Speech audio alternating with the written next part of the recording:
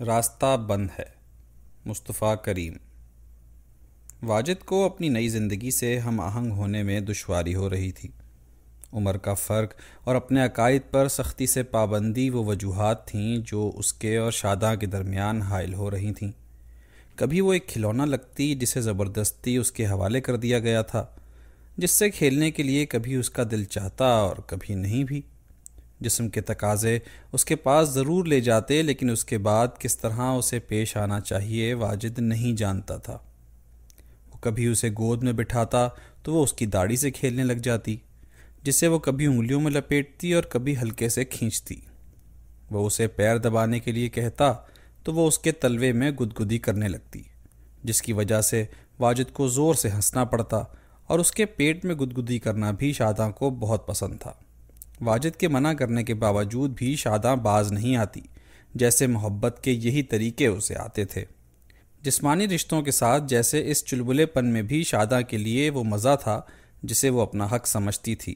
اکثر ایسا بھی ہوتا کہ رات کے وقت اس سے لپٹ کر وہ کہتی کہ اس میں بیل جیسی طاقت ہے، اور جب وہ چلتا ہے تو زمین اس کے پیروں کے نیچے اس طرح لرزتی ہے جیسے اس پر گھوڑے بھاگ رہے ہوں۔ جانوروں سے اسے مشابہت دینا واجد کو برا لگتا، اور اس نے سختی سے شاداں کو منع بھی کیا، لیکن دور میدانوں کی رہنے والی لڑکی کو ان سب میں ہی بڑا پن نظر آیا تھا۔ بھیڑ اور بکریوں کے بچوں کی معصومیت میں شاداں کو اپنے شاہ جی کی معصومیت نظر آتی۔ سچ تو یہ تھا کہ یہ شاداں بہت خوش تھی۔ ایسی خوبصورت پہاڑی پر خانقاہ کا ہونا، بے داغ نیلا آسمان اور شیشے کی طرح دھوپ میں چمکتا ہوا، دور تک پھیلی سبز چراگاہ اور وہاں بھیڑیں اور بکریاں، چراگاہ سے پرے پہاڑی اور جنگل، اور ان سب سے پرے سرمئی کالا دیو پہاڑ۔ کبھی کبھی آنگن میں کسی کام سے جانا ہوتا تو وہ مارے خوشی کے بھاگتی ہوئی جاتی۔ اگر شاداں کو ناچنا اور گانا آتا تو یقیناً وہ ناچتی گاتی۔ جو بھی خانقاہ میں آتا وہ اسے اپنا لگتا، اور اس سے باتیں کرنے میں جھجک نہیں ہوتی۔ شاداں کو اکثر ماں کا خیال آتا، اور آنسوؤں سے بھرا اس کا چہرہ یاد آتا۔ شاداں پھر اداس ہو جاتی، لیکن نئی جگہ اور خاوند سے قربت میں وہ اداسی جلد دور ہو جاتی۔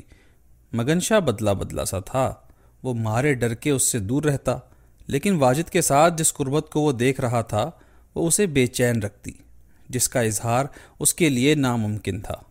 کبھی کبھی اس کا چہرہ غصے سے تن جاتا، چھوٹی آنکھیں اور چھوٹی ہو جاتیں، بے معنی الفاظ اس کے منہ سے جھاگ کے ساتھ نکلنے لگتے، اور ہاتھوں سے زور زور سے اشارے کرتا جیسے کسی بلا کو بھگانا چاہتا ہو۔ کبھی ایسا بھی ہوا کہ واجد نے اسے کوئی حکم دیا اور مگن شاہ نے جواب میں اسے غصے میں کچھ کہا اور حکم کی تعمیل نہیں کی۔ واجد کو اس سے جو لگاؤ تھا اور مگن شاہ کی مجبوری کو جس طرح وہ سمجھتا تھا، ان کی وجہ سے واجد خاموش رہ جاتا۔ ایک حسین صبح میں جب آسمان میں بادلوں کا ننھا قافلہ رک گیا تھا، دھیمی سی ہوا آئی اور خانقاہ کے در و دیوار اور برآمدے میں کھڑی شاداں کو چومتی ہوئی دور کوہر میں لپٹے درختوں میں کھو گئی۔ شاداں مسکرا دی، کچھ دیر بعد بھی روٹیاں پکا سکتی تھی، اس نے سوچا، اور ان بھیڑ بکریوں کے پیچھے چل دی جو چراہ گاہ کی جانب جا رہی تھیں۔ گھاس پر پڑی خنک شبنم نے اس کے پیروں کو گدگدایا۔ شاداں ہنس دی۔ اس نے ایک بھیڑ کے بچے کو گود میں اٹھایا اور اس کی پشت کو سہلاتی خانقاہ کے برآمدے میں واپس آ گئی۔ بھیڑ جیسے شاداں کے اس شفیق لمس سے آشنا تھی، وہ اپنی سیاہ آنکھوں سے معصومیت کے ساتھ اسے دیکھنے لگی۔ شاداں کے دل میں اس کے لیے محبت نرمی سے پھوٹ پڑی۔ اس کے جسم کی گرمی، اس کے روئے کا چکنا پن اسے بہت بھلا لگا۔ اسے اس سرشاری کا احساس ہوا جسے وہ اپنے خاوند کی قربت میں محسوس کرتی تھی۔ شاداں اس کی پشت کو سہلاتے ہوئے بولی، شاہ جی، اگر کبھی تمہارا پیر بھی ٹوٹ جائے گا تو بھی میں تمہیں خانقاہ سے نہیں جانے دوں گی۔ دن رات تمہاری خدمت کروں گی، جب چلنا چاہو گے تو لاٹھی بن جاؤں گی تمہارے لیے۔ واجد حجرے میں قرآن کی تلاوت میں مصروف تھا۔ حجرے کا دروازہ نیم وا تھا، اس کی نگاہ باہر گئی، اس نے سب کچھ سن لیا تھا۔ بھیڑ سے اسے مشابہت دینا اسے بہت برا لگا۔ کچھ عرصے سے شاداں کی عبادت واجبی لگنے لگی تھی، اور قرآن کی سورہ کو حفظ کرنے میں اس کی ناکامی واجد کے لیے ناقابل برداشت ہوتی جا رہی تھی۔ واجد کو شاداں کے گنوار پن پر سخت غصہ آیا۔ غصے سے تلملاتا ہوا وہ حجرے سے باہر آیا۔ اس کی آنکھوں سے چنگاریاں اڑتیں شاداں نے محسوس کیں۔ اسے اپنی غلطی کا احساس ہوا۔ بھیڑ کا بچہ اس کی گود سے پھسل گیا اور شاداں نے مارے خوف اور شرم کے اپنے چہرے کو اپنے ہاتھوں میں چھپا لیا۔ اس وقت خانقاہ کے آس پاس کوئی بھی نہیں تھا، واجد اگر کوئی سزا اپنی بیوی کو دیتا تو کوئی دیکھنے والا بھی نہ تھا، لیکن اس نے اپنے غصے کو ضبط کر لیا اور بغیر کچھ کہے حجرے میں واپس آ گیا۔ کسی دن واجد اپنے حجرے سے باہر آ کر اس درخت کے نیچے بیٹھ کر تلاوت کیا کرتا تھا جس پر ننھی جھنڈی اڑتی رہتی تھی۔ اسی طرح کے ایک دن میں درخت کے نیچے بچھی دری پر وہ بیٹھا تلاوت کر رہا تھا۔ واجد کے چند مرید اور جو ضرورت مند آئے ہوئے تھے وہ محویت سے اس کی شیریں قرات سن رہے تھے۔ بے کراں آسمان کے نیچے اور ارد گرد کی گہری خاموشی میں واجد کی آواز کا جادو سبھوں کو مسحور کر رہا تھا۔ حکمت اور دانائی کا وہ راز جو قرآن کی آیتوں میں تھا ہمیشہ سے ان کے لیے مقدس اور محترم رہا تھا۔ ان آیتوں کو سننا اور ایک خواب سی دنیا میں کھو جانا وہ کیفیت تھی جس سے فرار کبھی ممکن نہیں ہوا۔ واجد معرفت کی دنیا میں گم تھا، سامنے بیٹھے ہوئے پھٹے کپڑوں میں ملبوس اور مرجھائے ہوئے انسانوں کو انسانیت کا سبق سکھا رہا تھا۔ سنو سنو، غور سے سنو، انہی الفاظ میں سب کچھ ہے، اس کائنات کو درہم برہم کر دینے کی طاقت، تمہیں فنا کر دینے کا پیغام، ساری اطلاعیں انہی الفاظوں کے ذریعے بھیجی گئی ہیں۔ جب تلاوت ختم ہو گئی تو واجد نے کوئی دعا پڑھی اور قرآن کو چوم کر اسے مخملی جزدان میں سرکا دیا۔ ضرورت مند باری باری اس کے پاس آئے، کسی کو اس نے تعویذ دیا اور کسی کی پشت پر ہاتھ رکھ کر اس کے مسائل کو حل کرنے کی دعا دی۔ واجد کا اس طرح کبھی کبھی باہر آ کر تلاوت کرنا اور اجنبیوں سے قریب ہو جانے میں بھی سب کے لیے مقدس کشش تھی۔ وہ شہد کی مکھیوں کی طرح شہد کی تلاش میں دیوانہ وار اس کی جانب بڑھتے، ان کا بس چلتا تو اس کے پیروں سے لپٹ جاتے، لیکن واجد ہاتھ کے اشارے سے انہیں دور ہٹنے کی ہدایت کر دیتا اور ایک کے بعد دوسرے کو پاس آنے کے لیے اشارہ کرتا۔ واجد کو پیاس لگی اور اس نے شاداں کو پانی لانے کے لیے کہا۔ وہ گلاس میں پانی بھر کر فوراً لے آئی۔ خاوند کو خوش کرنے کے لیے اس نے قرآن اٹھا کر حجرے میں لے جانا چاہا۔ تیرے ہاتھ دھلے ہوئے نہیں ہیں، رہنے دے اسے یہیں پر، واجد نے شاداں کی کلائی کو مضبوطی سے پکڑ کر کہا۔ شاداں نے فوراً قرآن کو وہیں پر رکھ دیا جہاں سے اس نے اسے اٹھایا تھا، لیکن واجد نے اس کی کلائی نہیں چھوڑی۔ اس کی آنکھیں غصے سے جل رہی تھیں اور ہونٹ مارے حکارت کے سکڑ گئے تھے۔ اتنے سارے لوگوں کے سامنے اس طرح ڈانٹے جانے کی وجہ سے شاداں کو ذلت محسوس ہوئی۔ اس نے اپنے خاوند کو کبھی اتنے غصے میں نہیں دیکھا تھا۔ وہ خوف سے لرز گئی۔ شاہ جی غلطی ہو گئی، مجھے سمجھ نہیں ہے، اب کبھی ایسا نہیں کروں گی، شاداں نے اپنی کلائی چھڑانے کی کوشش کرتے ہوئے کہا۔ واجد نے اس کی کلائی کو ایک جھٹکے کے ساتھ چھوڑ دیا۔ ڈری ہوئی اور خود کو حقیر محسوس کرتی ہوئی شاداں برآمدے میں آ گئی۔ وہیں ایک جانب مگن شاہ بھی بیٹھا تھا۔ اس نے شاداں کی آنکھوں میں آنسوؤں کو دیکھ لیا۔ مگن شاہ، میرے ہاتھ گندے کیسے ہو گئے، جبکہ انہی ہاتھوں سے صبح میں نے روٹی پکائی تھی، شاداں نیچی آواز میں بولی۔ ایک مدت کے بعد شاداں مگن شاہ سے کچھ بولی تھی۔ اس کی کچھ سمجھ میں نہیں آیا، پھر بھی شاداں اس سے جس طرح مخاطب ہوئی تھی اس نے مگن شاہ کو خوش کر دیا۔ وہ ہنس کر جھومنے لگا۔ اس کا گول سر آہستہ آہستہ ہل رہا تھا اور آنکھوں سے خوشی کے فوارے پھوٹ رہے تھے، لیکن اس کی خوشی زیادہ دیر تک نہیں رہی۔ اس نے واجد کو حکم دیتے سنا، مگن شاہ جا اس کی بیوی کو گاؤں سے چارپائی پر اٹھا کر لے آ۔ مگن شاہ بادل نخواستہ اٹھا اور ایک عورت کو اس کے خاوند کی مدد سے چارپائی پر اٹھا کر لے آیا۔ وہ عورت زرد اور نکاہت سے چور مسلسل کر رہی تھی۔ واجد دیر تک زیر لب کچھ پڑھ کر عورت پر پھونکتا رہا۔ اس کے بعد پانی سے بھرے گلاس پر اس نے کچھ پڑھ کر پھونکا، اس عورت کو پینے کے لیے دے دیا۔ عورت کرہتی ہوئی اٹھ کر بیٹھی اور پانی پینے کی کوشش کی، لیکن صرف چند چسکیاں لے کر رہ گئی اور دوبارہ مارے کمزوری کے لیٹ گئی۔ خدا کی مرضی ہے، یہ بھلی نہیں ہو سکتی، عورت کا خاوند بولا اور مگن شاہ کی مدد سے بیوی کو گاؤں واپس لے گیا۔ دن گزر گیا اور رات آ گئی اور پہاڑوں پر بنی کٹیاؤں میں دیے بجھنے لگے۔ دن کی محنت و مشقت اور مصیبتوں سے تھکے انسانوں کو نیند آنے لگی۔ آسمان پر بادل آ گئے، جنگلوں میں چھپے مور جھنکارے، خانقاہ کی بتیاں ایک کے بعد دوسری بجھا دی گئیں اور خاموشی چھا گئی۔ واجد اور شاداں حجرے میں بند تھے۔ خانقاہ کے برآمدے میں چارپائی پر پڑا مگن شاہ آسمان کو تک رہا تھا، جہاں بادل آہستہ آہستہ چھٹ رہے تھے۔ کالا دیو کی چوٹی کے اوپر سکڑا سہما چاند اسے نظر آیا۔ وہ کچھ دیر اسے تکتا رہا۔ رات کے وقت چارپائی پر جو اس کی رفیق ہوتی تھی، جس کی لمس میں لذت ہی لذت تھی اور جسے وہ شاداں سمجھتا رہا تھا، اس کی رفاقت اسے اب نہیں مل رہی تھی۔ مگن شاہ اٹھ کر اس درخت کے پاس گیا جس پر پھٹی ہوئی جھنڈی لہراتی تھی۔ اس نے درخت کے تنے کو غصے میں زور زور سے ہلایا۔ شاخوں سے پرندوں کے پروں کے پھڑپھڑانے کی آواز کے ساتھ ان کی بے چین چہچہٹ بھی مگن شاہ نے سنی، لیکن اس پر کوئی اثر نہیں ہوا۔ نہ اس کا بدبدانا ختم ہوا اور نہ ہی اس نے درخت کے تنے کو چھوڑا۔ چند پرندے شاخوں سے اڑے اور خانقاہ کے گرد چکر لگا کر جہاں انہیں پناہ ملی وہاں وہ چھپ گئے۔ مگن شاہ واپس اپنی چارپائی پر آ گیا۔ اس کی نگاہ حجرے کے بند دروازے پر گئی اور پھر جیسے میلے چاند نے اس کی نگاہوں کو اپنی جانب کھینچ لیا۔ مگن شاہ غصے میں اسے مخاطب کر کے چیخا اور اٹھ کر اس نے حجرے کے دروازے کو زور سے دھکا دیا۔ حجرے کے اندر شاداں کی دبی دبی سسکیاں اچانک رک گئیں۔ دروازہ کھلا اور سامنے نیم برہنہ واجد کھڑا تھا۔ اس کے سر کے بال داڑھی سے الجھے ہوئے تھے اور بڑی بڑی آنکھوں میں وحشتناک غصہ تھا۔ بڑی مشکل سے اس نے مگن شاہ پر ہاتھ اٹھانے سے خود کو روکا۔ کیا چاہتا ہے؟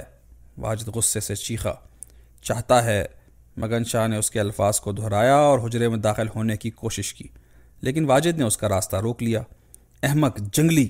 واجد کی آواز مشکل سے نکلی اور ساتھ ہی اس نے زور کا تھپڑ مگن شاہ کو رسید کیا، لیکن مگن شاہ پر کوئی اثر نہیں ہوا۔ دیوانہ حسد اور وحشی طاقت اس پر سوار تھی۔ اس نے اس زور سے واجد کو لات ماری کہ وہ زمین پر گر پڑا۔ شاداں ڈر کر چیخی۔ لالٹین کی مدھم روشنی میں مگن شاہ نے اسے اپنے برہنہ جسم کو چھپاتے دیکھا۔ وہ اس کی جانب لپکا اور زمین پر گرے واجد نے خطرے کو بھانپ لیا۔ اس نے لالٹین کو اٹھا کر اس سے مگن شاہ کو مارا، جس کی وجہ سے مگن شاہ تلملا اٹھا۔ لالٹین کی لو میں مگن شاہ کو وہ آگ نظر آئی جس سے وہ ہمیشہ ڈرتا تھا، اور ساتھ ہی اسے جلتے چہرے کی بے پناہ اذیت بھی محسوس ہوئی۔ دونوں ہاتھوں کو اس طرح اٹھائے ہوئے جیسے کسی بلا کو روکنا چاہتا ہو، وہ زخمی درندے کی طرح چیختا ہوا حجرے سے نکل کر بھاگا۔ واجد کو اپنی فضیلت کی پرواہ نہیں رہی تھی۔ ذلت اور مگن شاہ کی احسان فراموشی نے اسے بھی دیوانہ بنا دیا تھا۔ وہ مگن شاہ کے پیچھے لالٹین لیے ہوئے دوڑا، لیکن مگن شاہ کو پکڑنا محال تھا۔ اندھیرے میں دوڑتے ہوئے دو افراد اور تاریکی میں جھولتے لالٹین کی روشنی، اگر گشتی سپاہیوں کو یہ سب نظر آیا بھی تو انہیں آسیب سمجھا۔ واجد ہانپتا ہوا واپس حجرے میں آیا۔ سارے واقعے نے اسے حیران اور ششدر کر دیا تھا۔ اس نے کبھی سوچا بھی نہیں تھا کہ مگن شاہ ایسی جرات کر سکتا ہے۔ واجد نے ہمیشہ یہی سمجھا کہ خدا نے اسے خرگوش جیسا بے ضرر اور معصوم فرد اس کے حوالے کر دیا ہے اور حکم دیا کہ اسے سنبھالو۔ یہ تمہاری انسانیت کا امتحان ہے، اور واجد اس امتحان میں پورا اترا۔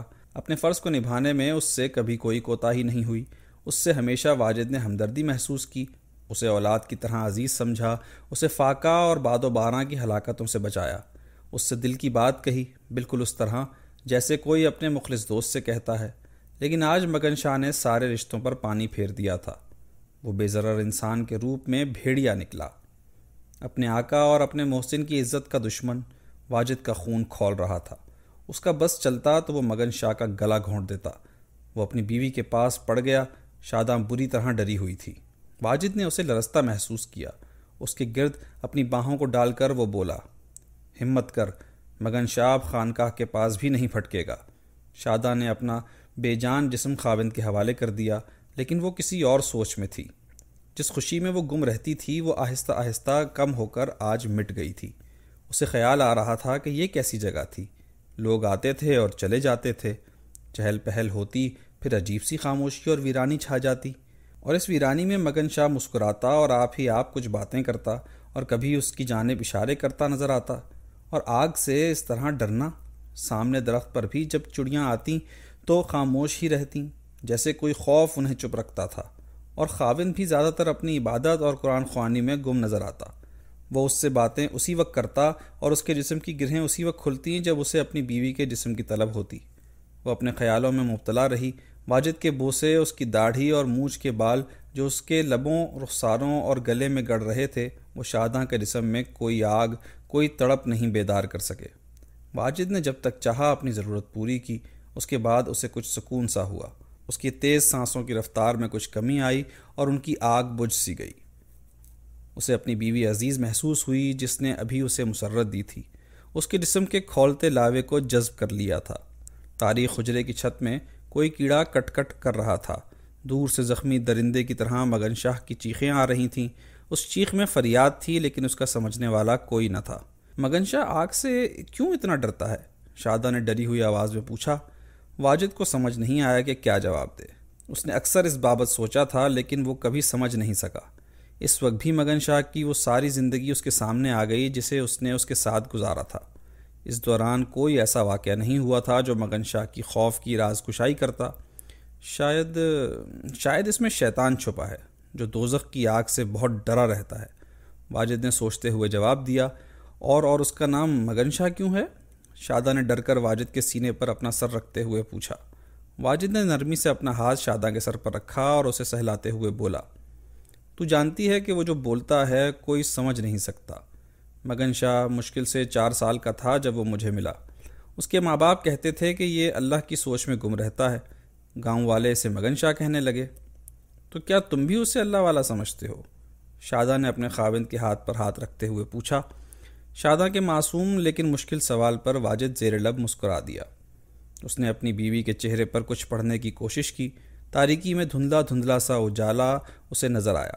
بیوی کی آواز میں نرمی اور اپنے پن کا اسے شدید احساس ہوا، لیکن وہ چاہتا تھا کہ کوئی اور بات ہو، مگن شاہ کا ذکر شاداں نہ کرے۔ اللہ کیا اور کیوں کرتا ہے ہم انسان نہیں سمجھ سکتے۔ میرے لیے مگن شاہ خبیث ہے۔ اگر اس نے خانقاہ میں قدم بھی رکھا تو میں اسے مار ڈالوں گا۔ شاداں ڈر سے کانپ گئی اور سمٹ کر واجد سے الگ ہو گئی۔ تم اس کی جان لو گے شاہ جی؟ تم سچ مچ مار دو گے کسی کو؟ ہاں ہاں، کیوں نہیں۔ چھوڑو ان باتوں کو، اب پھر سے میرا دل خوش کرو۔ دور جہاں خانقاہ کا کھلا آنگن چراگاہ سے ملتا تھا، وہاں مگن شاہ زخم کی ٹیس سے چیخ چیخ کر رحم اور مدد طلب کر رہا تھا۔ لالٹین سے اس کی گردن جلی تھی، لیکن اس کی اذیت اس خوف سے تھی جسے لالٹین کی لو نے بے رحمی سے جگا دیا تھا۔ اس کے ذہن میں الفاظ گڈمڈ ہوتے اور خیالات ایک دوسرے سے ٹکرا کر بے جان ہو جاتے تھے۔ جہاں نیکی اور بدی کی کشمکش میں کبھی کبھی بدی اچانک زور آور ثابت ہو جاتی تھی، جہاں دھند سی رہتی تھی جس میں بہت ساری یادیں ہمیشہ کے لیے گم ہو چکی تھیں۔ اس کے ذہن میں ایک تصویر الاؤ کی طرح تھی جس میں اس کا گاؤں جل رہا تھا۔ گھروں کی چھتوں سے آگ نکل رہی تھی، مرد و عورت اور بچے آگ میں لپٹے ہوئے چیخ رہے تھے، اور گاؤں پر اور اس کے گرد بم پھٹ رہے تھے۔ ہندوستان اور پاکستان کی پہلی جنگ جو تباہی اس کے گاؤں پر لائی تھی، وہ اسے نہیں بھلا سکا تھا۔